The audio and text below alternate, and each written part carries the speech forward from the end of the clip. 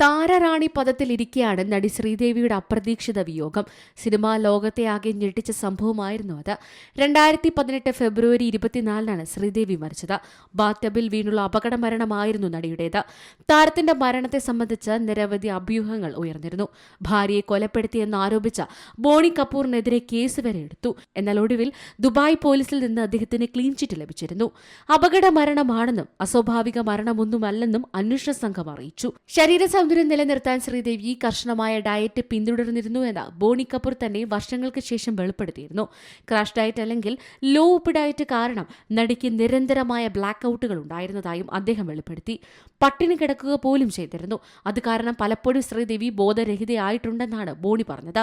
നിങ്ങൾക്ക് കുറഞ്ഞ രക്തസമ്മർദ്ദം ഉണ്ടെന്നും ഉപ്പ് ഒഴിവാക്കുന്ന കഠിനമായ ഭക്ഷണക്രമം പാലിക്കരുതെന്നും ഡോക്ടർ ശ്രീദേവിയോട് പറഞ്ഞുകൊണ്ടേയിരുന്നു. പക്ഷേ ശ്രീദേവി ഇതൊന്നും ചെവിക്കൊണ്ടില്ല.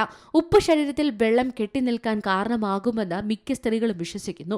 അതിനാൽ മുഖം വീർത്തിരിക്കും.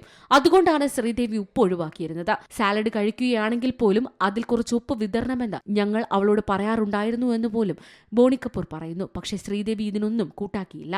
News desk C Malayalam news.